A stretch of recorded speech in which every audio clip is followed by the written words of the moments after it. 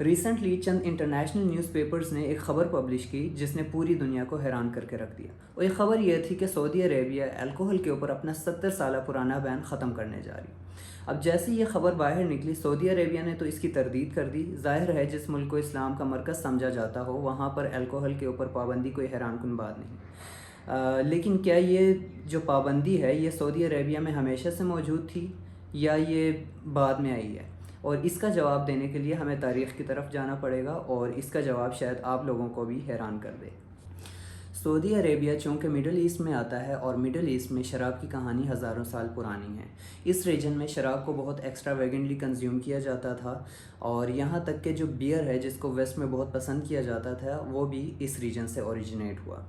اور سملرلی 3900 سال پہلے ایک پوئم لکھی گئی ایک گوڈسز کے لیے جس کا نام ننکسی تھا اور جو بیسیکلی ایک ریسیپی تھی شراب بنانے کی.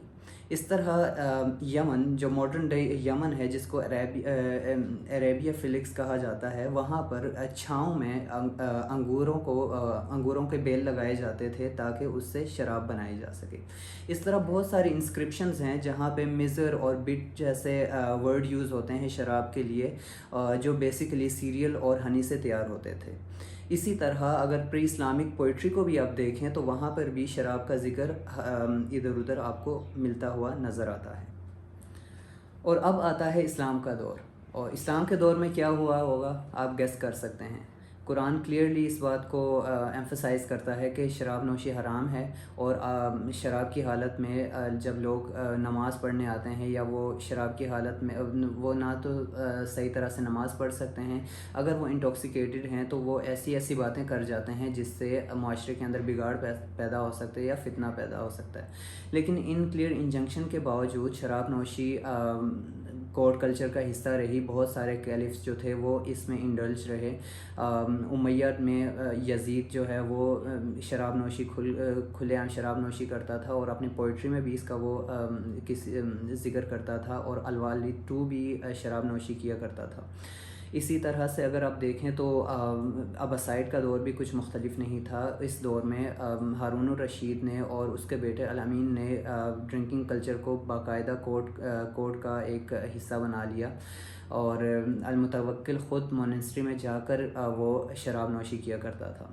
اور آٹومن امپائر میں بھی یہ جو شراب نوشی کا جو کلچر ہے یہ اسی طرح ہی رہا اور سلطان سلیم 2 کو ایک شرابی سلطان کہا جاتا تھا جس کے بارے میں یہ بھی کہا جاتا ہے کہ وہ شراب نوشی کی حالت میں ایون وہ رمضان کے مہینے میں اس کی ڈیتھ ہوئی.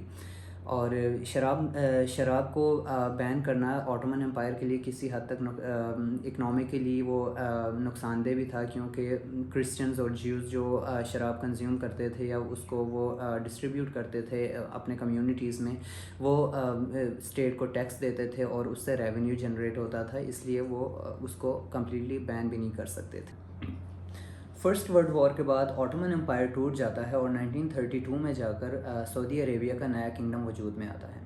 اب الکوہل کی جو کنزمپشن ہے وہ پبلکلی تو نہیں ہوتی لیکن ایلیٹ سرکل کے اندر اسٹل الکوہل کنزیوم کیا جاتا ہے. ایون کنگ عبدالعزیز ابن سعود خود بھی الکوہل کنزیوم کرتے تھے اور وہ اس کو ٹونک کا نام دیتے تھے جو اس کا اصل نام وہ چھپا کر اس کو ٹونک کہا کرتے تھے. اور اس طرح 1951 میں ایک ایسا واقعہ پیش آتا ہے جو سعودی عربیہ کی جو پالیسی الکوہل کو لے کے اس کو کمپلیٹلی وہ چینج کر دیتا ہے. ہوتا یہ ہے کہ جو کنگ عبدالعزیز کا بیٹا تھا المشیری وہ نشے کی حالت میں جو برٹش سول کونسل تھا سیرل عثمان اس کو وہ قتل کر دیتا ہے. اور اس کے بعد سعودی عربیہ کے اوپر یہ پریشر آتا ہے کہ کس طرح ایک اسلامی ملک کے اندر ایک جو کنگ کا بیٹا ہے وہ شراب پی کر کس طرح قتل کر سکتا ہے.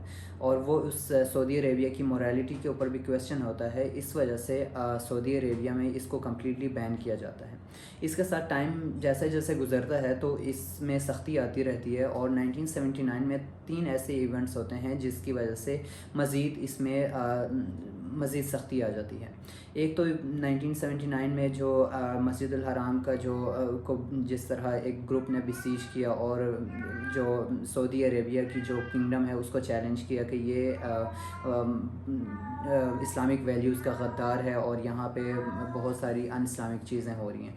دوسرا ایرانین ریولوشن تھا جہاں پہ خمینی نے یہ تھریٹ کیا کہ ہم ریولوشن کو آگے دوسرے ملکوں میں بھی لے کے جائیں گے، اور سعودی عربیہ جو اس ٹائم پورا ویسٹرنائز ہو چکا ہے اور ویسٹ کا پپٹ بن چکا ہے، اور یہ اس طرح سے سعودی عربیہ کے حوالے سے اسٹانس اپنایا۔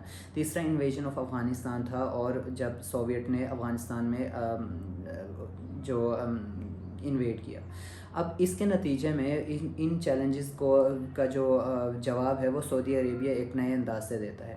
وہ مزید اسلامک قوانین کو سخت کر دیتا ہے، جینڈر سیگریگیشن کو اپناتا ہے، اور الکوہل کے جو اوپر جو پالیسی ہے اس کو مزید اس کو انٹینسیفائی کر دیتا ہے، اور اس کا مطلب یہ ہوتا ہے کہ وہ دنیا کو دکھا سکے کہ سعودی عربیہ جو ہے وہ دنیا کا ایک اسلامی ملک ہے جو دوسرے ممالک کے لیے ایک مثال ہے، کیونکہ وہاں پہ نہ الکوہل کی کنزمپشن ہے، نہ وہاں پہ اور دوسری ان اسلامک چیزیں ہو رہی ہیں۔ تو ان سارے جو معاملات کی وجہ سے سعودی عربیہ کے اندر الکوہل کی جو کنزمپشن ہے وہ ابھی تک بند ہے۔ تو یہ تھی جو سعودی عربیہ کے اندر یا اسلامک مڈل ایسٹ کے اندر ان جنرل جو الکوہل کے ساتھ کس طرح کا ایک ریلیشن تھا، تو یہ ساری اس کی سٹوری تھی۔ آج کے لیے اتنا ہی، تھینک یو۔